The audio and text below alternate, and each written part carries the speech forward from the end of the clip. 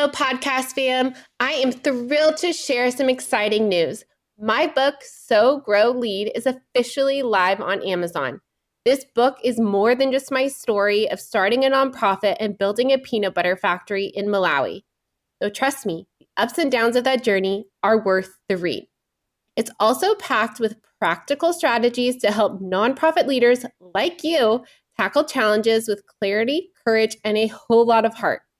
If you've ever wondered how to turn your vision into reality, navigate the inevitable hurdles, and build something meaningful, whether in your organization or in your own life, this book is for you. I'd be so grateful for your support in spreading the word. Grab your copy of So Grow Lead in the show notes and on Amazon today. Let's keep sowing seeds of impact together.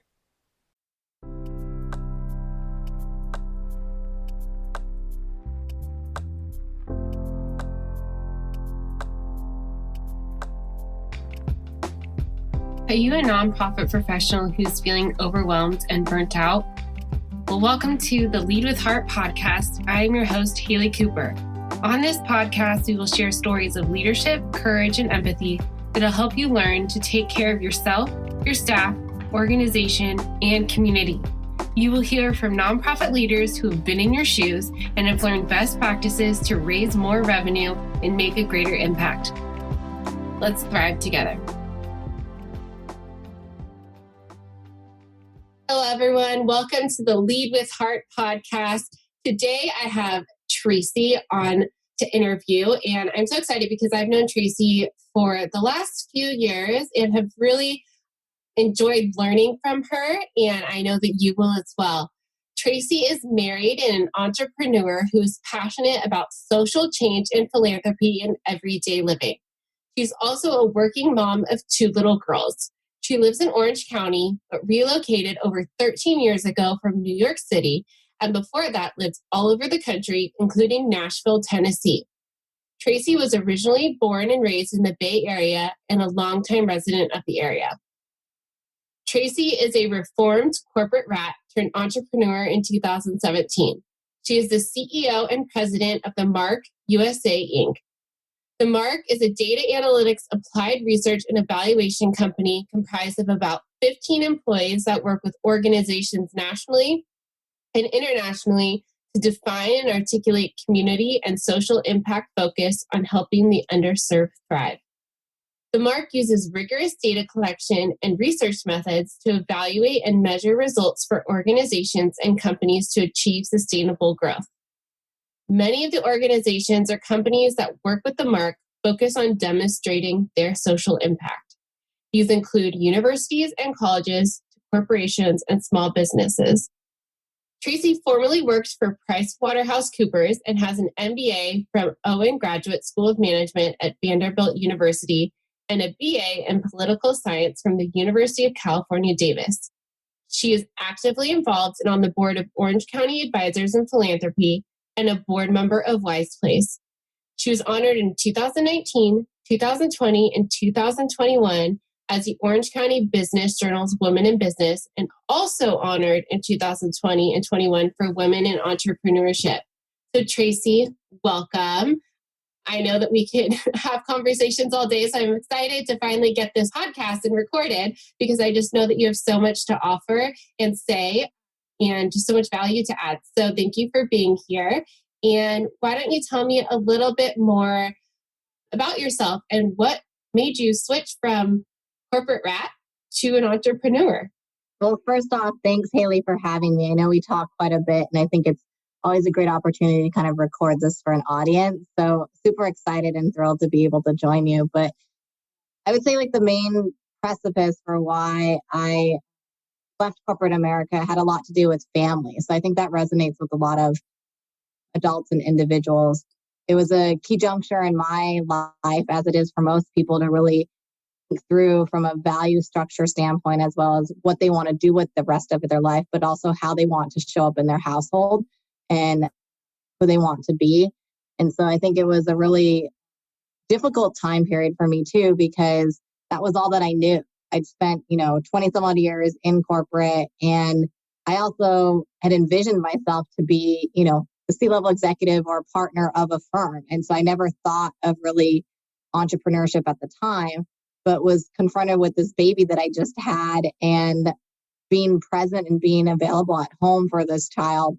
And my husband travels quite a bit. And so it was really a decision of us as a family to be like, okay, what do we do? Like literally, what do we do so that somebody is at home and, there was stability in the household. Well, at the same time, I'm very driven as an individual. And I think especially as a female and that I think resonates with a lot of different adults too, is I didn't want to give up my career. Like I'd worked so hard and so long for these opportunities and invested so much in professional development that the idea of just leaving that was also very painful.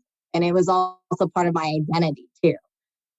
So I was lucky enough and grateful enough that I had a conversation with my husband and we were really like, what should we do and how should we approach this?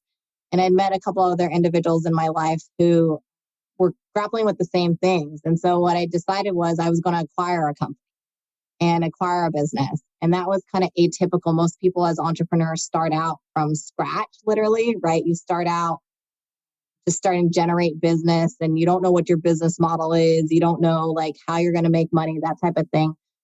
The difference for me was that was what I knew. I knew how to acquire companies because of my past experience working for an accounting firm. And I knew how to scale businesses or how to improve businesses because that's what I'd done before for a lot of clients when I was working for the Big Four. So, the idea of acquiring a business, people, have also come to me and said, why would you even do that? And that was just what I knew.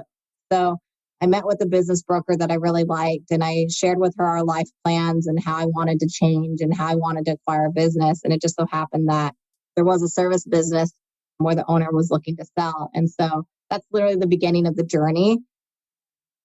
It was also the beginning of a new journey, not only in terms of entrepreneurship, but a new career. I didn't have experience with data or evaluation. I didn't even know what evaluation was, to be perfectly honest with you.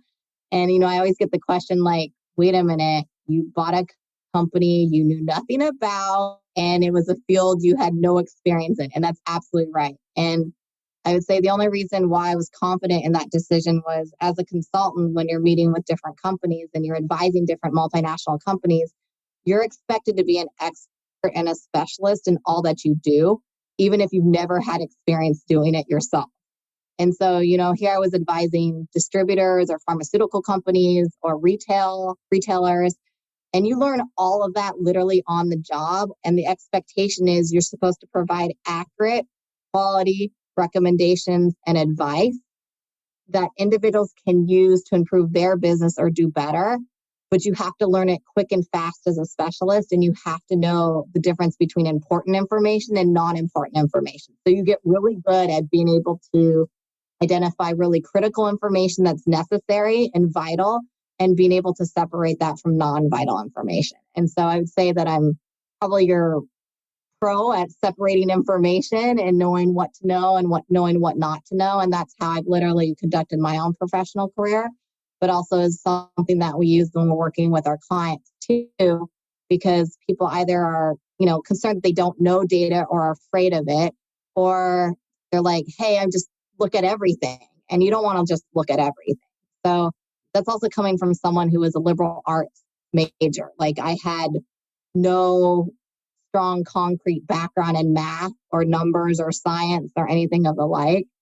And so again, another perfect example of an individual who wasn't necessarily someone who gravitated towards numbers, or it just so happened in my career and in my life, I happened to be hired by people and parties that was the background. And so I needed to develop enough expertise and proficiency in that, but it didn't necessarily be the first thing that I gravitate towards as a human being. So anytime the word calculus came up, I ran the other direction. I actually have never taken calculus. I purposely have never taken calculus because the idea of math was like, oh, heck no.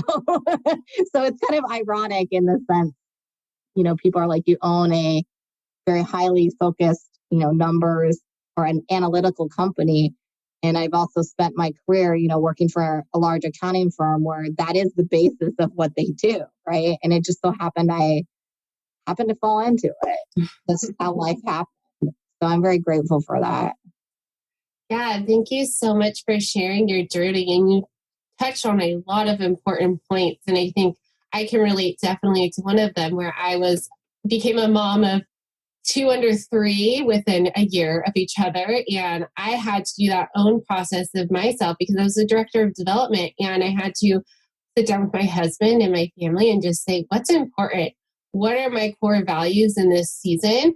What matters most to me? And that was definitely presence with my kids and being there for them. And so that's what empowered me to step out on my own to give me more of that flexibility while also doing something that I love. And, like I think, like you said, it can be scary to step out and go into the unknown, especially when you're comfortable doing what you do and you know that you're good at it. So I just want to say how strong and courageous you are for stepping out. And I mean, it's been 5-6 years now, and look at all that you've been able to accomplish. And I wanted to touch on something that you said was, I think a lot of nonprofits, when we're going to dive into what data and evaluation is, because people hear that and they run the other way, just like they hear fundraising and Exactly. they want to run the other way, right? But, there's a lot of information that we can collect, but what actually paints the story of what the organization is doing? And so can you talk a little bit more about, maybe just the basics of data real quick? And then you talked about like what's important and what's not important. And, how can we really make it the most, we're all strapped for time, right? But we need those numbers and that data to tell our story. So how do we make it the most efficient?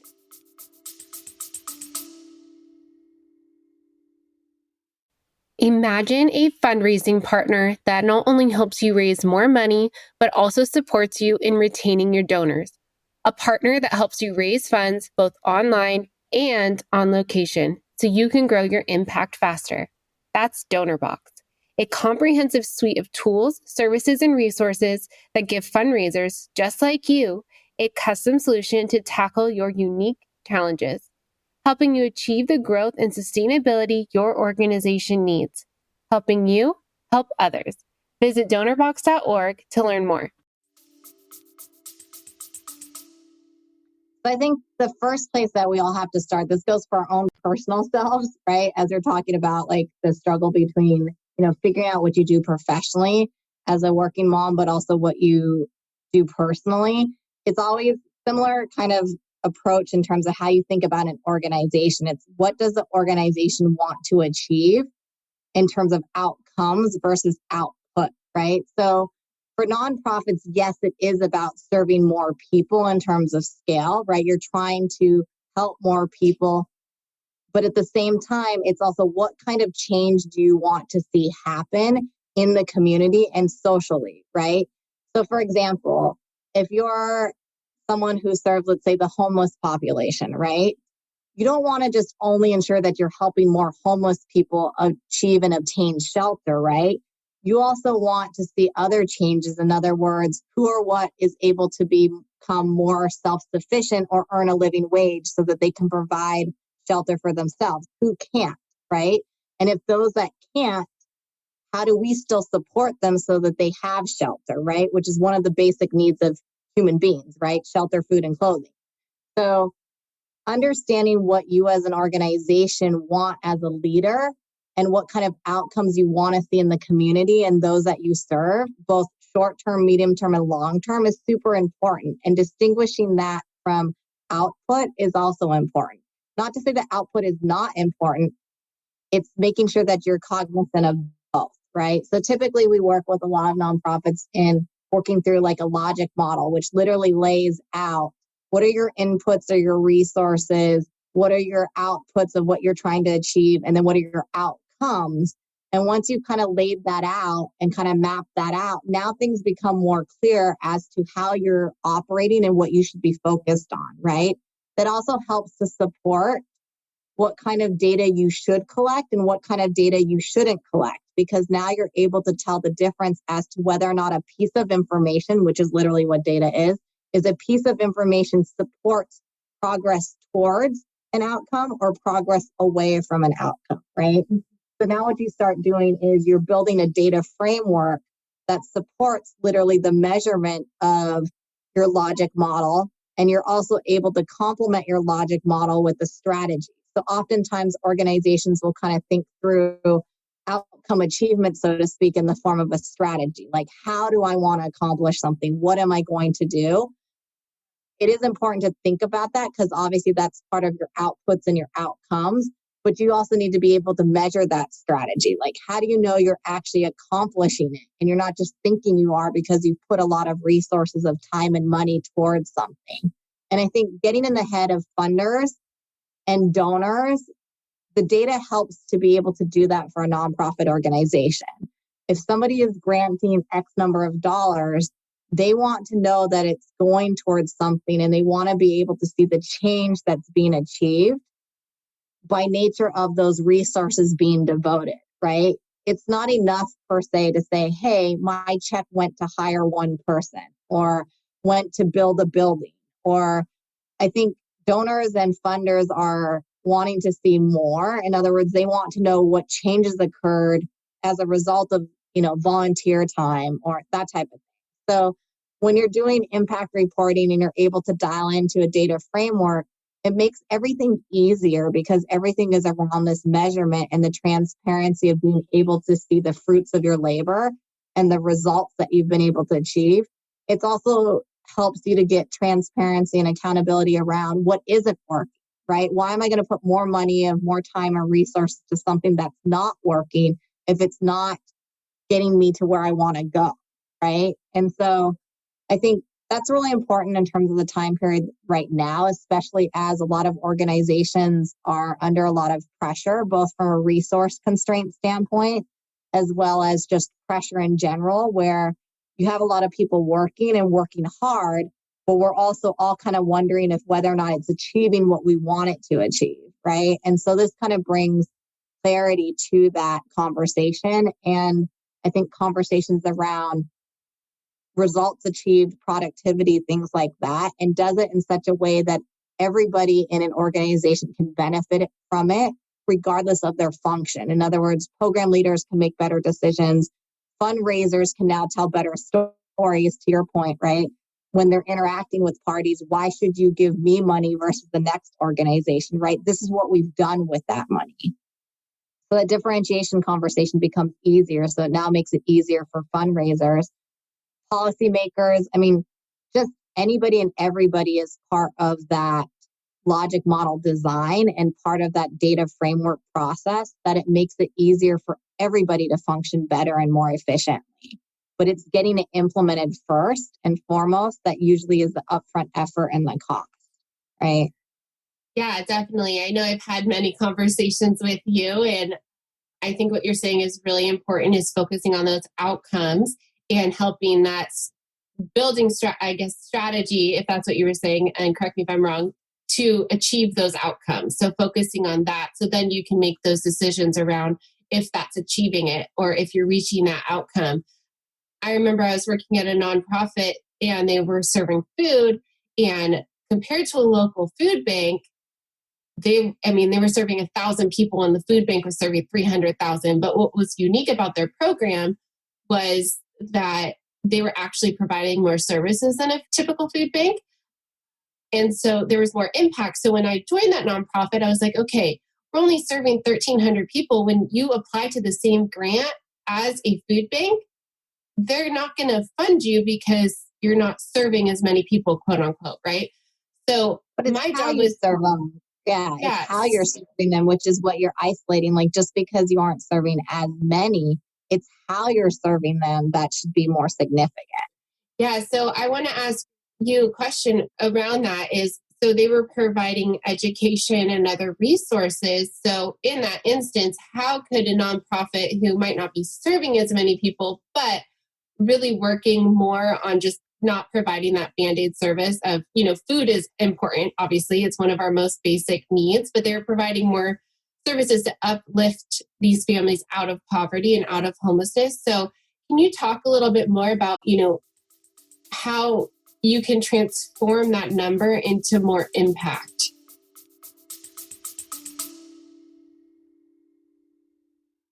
Hey there, podcast family. If you're like me and deeply committed to improving your leadership skills and fostering better connections with your team, I've got something truly amazing to share with you.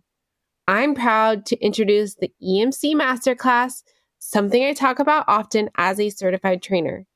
It's an incredible program developed by the renowned Dr. Lola Gershfeld, an organizational psychologist and corporate emotional connection expert. You might remember her from a podcast episode where she shared invaluable insights into the world of emotional connection. Dr. Gershfeld's EMC Leaders courses are designed for anyone working with people, whether you're a manager, supervisor, team leader, educator, coach, mentor, or a team member. This program is truly for everyone looking to enhance their communication and collaboration skills to raise more revenue for their mission. Now, let me tell you why the EMC Masterclass is a game changer. Dr. Gershfeld's groundbreaking emotional connection process has been integrated into top universities' curriculum and recognized by international organizations like ICF, HRCI, and SHRM. Humans are wired to seek emotional safety, and when we feel safe, we're more likely to take risks, share innovative ideas, and collaborate effectively. The EMC process is the catalyst for creating that emotional safety within your team. The virtual EMC Masterclass consists of 8 modules with 4 hours of expertly recorded material, 13 quizzes to reinforce your learning, and a workbook filled with activities for offline practice and something I still refer to daily. Ready to become an emotional connection master? Dr. Gershfeld is offering an exclusive detail for our podcast listeners. Use the code LEADWITHHEART to enjoy a generous 10% discount on the EMC Masterclass. Head over to emcleaders.com and enroll in the EMC Masterclass today. Yeah. So in that case, it's like focusing on how they're doing it, right? So oftentimes our evaluation team will focus on what's otherwise they refer to as pre and post, right? And so when they're going through the data collection process, so to speak, they're gathering information or perspective around what existed before an intervention or before services were provided versus after, right? Another approach to it is over time, you can measure a change. In other words, if you're helping a party over a number of a year or 2 years, right? Or what often evaluators will refer to as a longitudinal study, you're able to see that change over a certain time period, right? So I think what's important about the example you highlight is in this particular case, maybe the nonprofit wasn't serving as many people as somebody else, but because they're offering these educational services, they're better able to demonstrate that, hey, because these people got these skills, they're also maybe not utilizing, the food bank as much, or they're not able to, they don't shelter as much, right? Because they have the wages to be able to pay for that themselves. And so that is actually a more powerful story because if we really think about it, we actually want to help more people not end up being homeless or not needing food services, right? Not the idea that we want more people to use these services. So there's a change of mindset too that's involved in this process, which is as leaders and as community members, we need to really think hard about that is, yes, we want to help more people, but we also want to prevent, right, these things from happening in the first place because no one's going to advocate for anybody being homeless or not having food. If we're being real with ourselves, we're not going to advocate that people not have these basic items. So obviously part of that prevention has to do with this process because now you're looking at the measurement differently than how organizations have typically approached it up to now. So I think it requires, like I said, a change in mindset, but it also requires us to be bold enough to really say, hey, the way we've been doing things or the way that we've been looking at things, it hasn't really been working. If anything, the pandemic has only shown a greater need for all these services, right?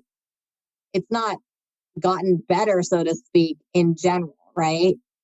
So how can we change what we're doing so that we can achieve a better outcome, years from now or, that type of thing. So I think it's really drilling down on the information and the data that can tell that to us. Whereas right now,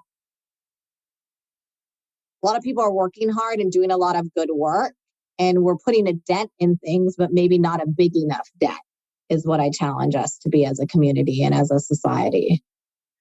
Yeah, I think you touched on a lot of good points. And, a lot of what we talk about on this podcast is burnout. And one of the symptoms of that is, not knowing what you're working towards. So, and I think that's where data comes in and focusing on that outcome where everyone in the organization knows what they're working towards and has the data to back that up to make informed decisions. So if you're running this way and you're running on a hamster wheel and it's not working, you should have the data to show you and back you up so that it can redirect you. And so can you talk a little bit more about, we talk a lot about leadership on this podcast too. Like, how does this impact the way that you lead your organization towards success and achieving your mission? So I think it's starting with the framework. And if you notice, they didn't refer too much to technology as a starting place, not because it's not important, but it's because you need to focus on what you want to achieve first in that framework and then get the supportable tools of technology to support that process. Because technology will help with agility, it will help with speed, right? It will help with efficiency. But if you implement the wrong technology, you now have spent a lot of money going down the wrong direction as well, right? So this is one thing I wanted to highlight. But the other piece is, I think, information is really critical right now for all of us as leaders. Like, we can't get enough transparency. We can't get enough feedback. We can't get enough information reported back to us so we can make stronger, better decisions. We need that feedback. And I think this is really the beginning of that feedback loop. It's also being able to develop dialogue and communication within an organization and open up conversations and connection that typically hasn't happened, or we haven't devoted time to doing that, right? I mean, I think one of the greatest feedback we've received from organizations we've worked with is, oh, I didn't know that. It's not because somebody wasn't informed or because they aren't smart enough. It's really because parties weren't talking to each other as fluidly in that dedicated time, right? The other feedback we've often received is, oh my God, this really helped affirm what I knew. And it also helped affirm what I didn't know, right? And so the process itself is really, I think, supportive and therapeutic because people are able to go through it together and go through this discovery period together and also work alongside each other to know that you're all trying to work together versus oftentimes some of the stress right now is we subconsciously are kind of attacking each other because we're working against each other. And it's not because of our intention, but it's really because one person is just trying to get their job done and their function done, and so is somebody else. And they're not talking to each other. They're not collaborating with each other. They're siloed. And because we think one function is so different from another function that they shouldn't talk to each other, we made that mistake of assuming that. And so I think part of this process is really opening up the dialogue and the connection and the conversations between different functions where you're now identifying commonalities across different functions and people. And that's bringing connectedness. That alone is connectedness, right? Where people feel like, hey, I'm working at home, not talking to people as much. However people feel, it's the process that's helping to support connectiveness too. And I think it's making organizations stronger. We went through our own process, focused exercise in terms of mission, vision, and values, even for us as a company. And I think even for us, when we felt like we had nothing left in the tank because of everything you'd gone through the last couple of years and part of this pandemic, it was a revival. It was like, hey, wait a minute. We are doing things. We are it's affirmation, right? We are turning things into results, even though I feel like I'm on this hamster wheel that's going nowhere, right? That connectiveness and that ability to talk about process and focus on frameworks really helps to connect to people. And I think it's a better way of approaching things than, I hear from colleagues and friends of sometimes you focus so much on the system, okay, implement this new system. Everyone's got to use this new system. And people end up being like, why am I wasting time using information for this system? versus on the process, which is really important in terms of the framework that you're implementing, and then get the system to support it. And I think we try to do things quick and fast. So we're like, just grab the quickest, fastest technology tool that can help us to get us there quicker and faster. And then we end up, hating ourselves in the end because we just didn't think about the process or the framework and the culture and everything else that goes behind it as human beings. So hopefully that's helpful and not complex, because I talked about a lot of things there. Yeah, you talked about a lot of important things. And I know as a director of development, especially at new organizations, like programs, finance, fundraising, we all operate in silos. It's notorious in a nonprofit. And I'm assuming you don't just work with nonprofits, so it could be notorious across all sectors of, like you said, we're all working separately when we all need to be working together to achieve a common goal. And we need each other. We depend on each other. And so does our community. And I love that you said that data can provide that connectedness. And I think one of the important things you said is affirm the good things that you're already doing. And I think most nonprofits, like you said, are running forward and not really taking that time to pause and reflect and realize, like, oh, we are doing a good job here. Like, let's take a pause and celebrate this affirmation instead of just focusing on the negative, right? Of, oh, well, we didn't achieve this outcome. That's bad, but really taking that time to reaffirm. And I wanted to talk a little bit about, you said transparency is important. And I know that is especially for funders. And so if a nonprofit, we all set out goals for 2020, 2021, right? And then the world changed and we probably all didn't meet our outcomes, or our outcomes shifted, and we had wrote those in grant reports. So can you talk a little bit more about like how we can be more transparent with our data and how that leads to better conversations with funders? I think it's okay that things change, right? Things are constantly changing and evolving. So it's updating those outcomes to acknowledge what caused those changes, right? Why are you changing? Why are you pivoting? Why are you adapting? And why are you changing your focus? I think funders are most interested in individuals that are leaders and forward thinkers, because they're not just thinking about the present and the short term, but also the future, right? Because as a funder, your dollars will go farther if the party you grant that money to is actively and strategically thinking not just only about the present, but the future too, because you're being a better fiduciary agent or responsible for those dollars by doing such, right? So I think it's in the best interest of an organization, as well as when it comes to, communicating with funders and working with funders, that like you're actively thinking about things and acknowledging those changes and those shifts. And you're reflecting those changes in your updated logic model, your updated strategy, or your updated. And, it's remembering too, we're dealing with people, right? When we're talking with people, we all know the world changed in 2020. All of us have faced that change, right? And I think it's being honest to say how we operated up to 2020 is not how you are going to operate today in 2022 and moving forward. So much has changed in such a short period of time of 2 years that, like, if anything, we're in a position to have to rehaul systems, rehaul process, rehaul how we operate as an organization. And that's also what's creating burnout too, is the immense amount of pressure to change, and the rate at which we're changing and adapting is higher than we've ever seen. And as human beings, we like predictability, we like patterns, there's certain things that we gravitate towards that we like. And then what's hard is that the last couple of years has only demonstrated that it doesn't matter what you like and what you're used to, you're forced to change. And so you're either forced to adapt and change, or you perish. That's literally, you move or die, right? So it's literally in supporting leaders and supporting individuals to be able to move forward for 2022 and beyond, as we're in the midst of the beginning of a recession where different parties are seeing other additional changes. How do you adapt and change to the future that's presented before us based on the short history of the last couple of years, but also being able to look also at probably patterns in past history of other recessions? What has made certain organizations more successful, more resilient through other types of recessions because of things that they did.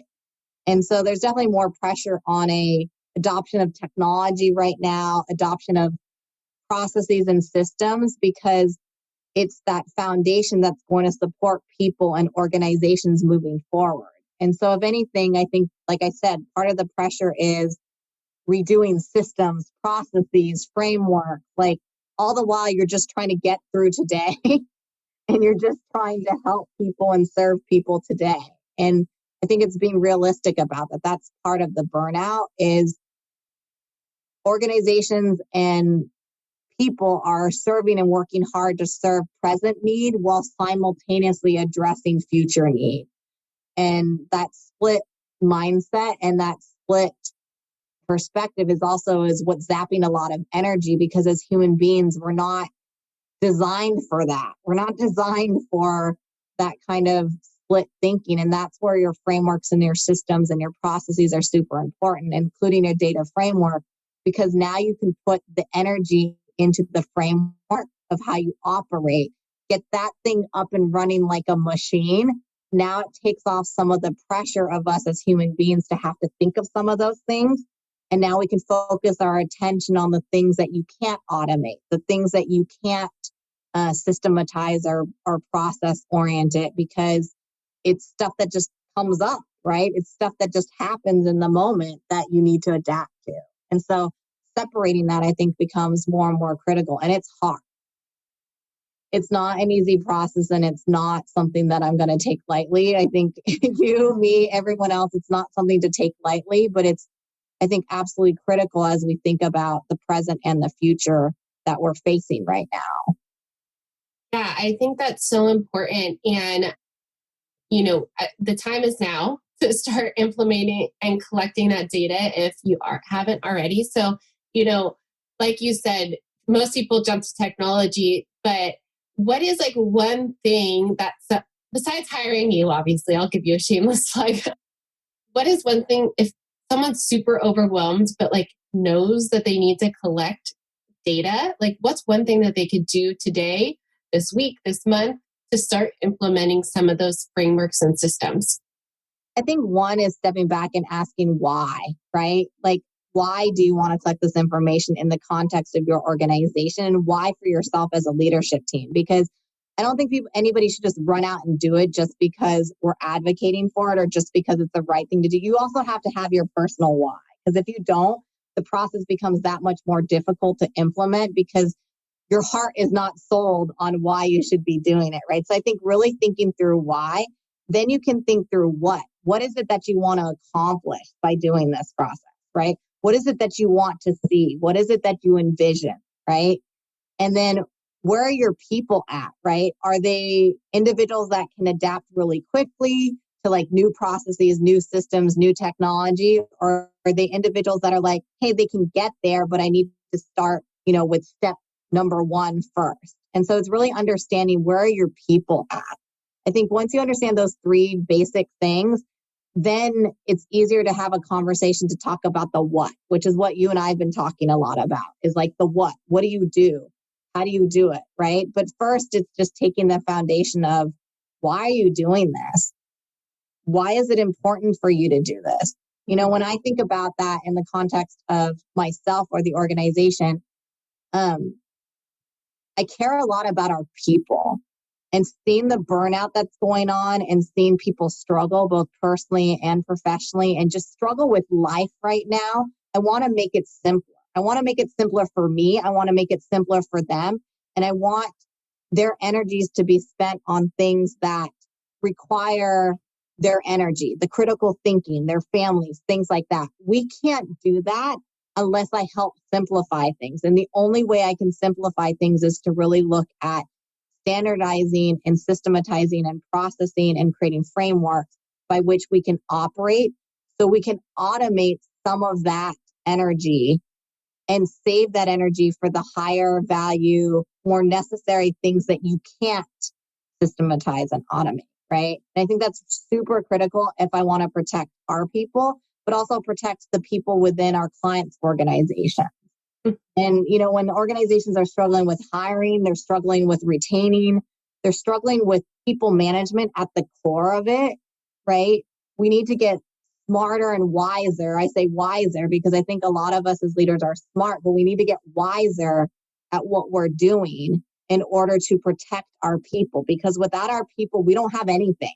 We have zero, right? Society, community, whatever. We do not have people. We don't have anything. So I can't stress that enough when it comes to who we serve and who's at the center of everything. Nonprofits are at the forefront and they're on the front lines of helping people, right? Those are individuals who are they're lacking resources, they're without certain things that nonprofits are providing. In order to continue to be able to do that, one has to look at infrastructure and foundation. One has to look at the sustainability of the organization, including employees and all of that. And so data is one of those non-emotional places to start, is what I like to say sometimes, because differences can be connected together just purely by talking about facts, by just talking about information, because it's not what I think or what you think, Haley. It's literally about what does the data say. So it doesn't matter what you think or I think, whether or not it's different or the same. It's literally what does the information say?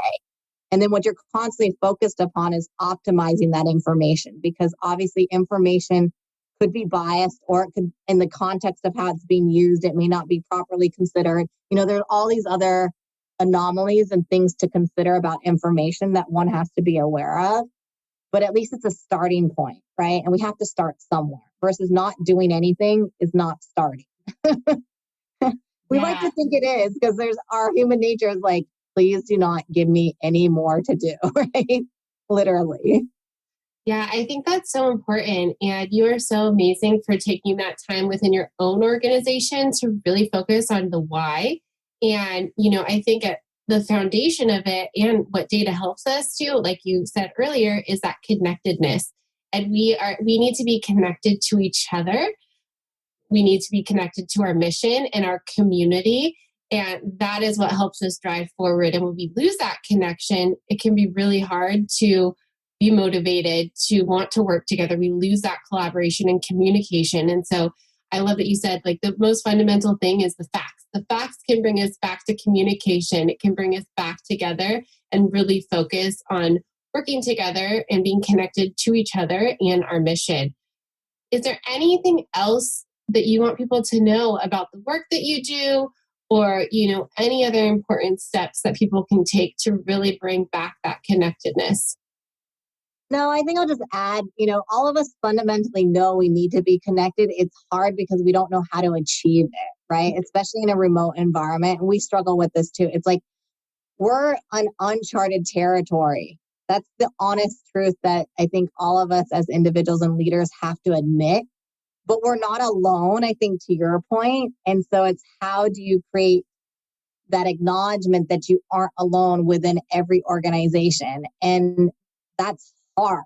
Like, I'll be the first to say that's hard, And I think, for us, it's the mission of using data to bring people together, to help those that are underserved, to help those that are in need of so much right now. And that's, I think, what really fuels our organization, and I think fuels a lot of people, is the impact that you can have on people's lives, right? There's purpose in that.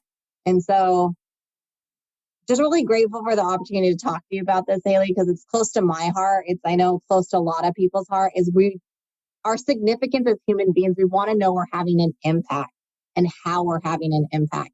And data is just one of those ways in which we can validate or affirm that we are having an impact, and to give us the fuel we need to continue to serve and move forward and help more people. So that's how I would leave us in terms of just inspiration and aspiration. Who thought that data could create aspiration or inspiration? Most people think it's pretty Here broad. we got it. Yeah.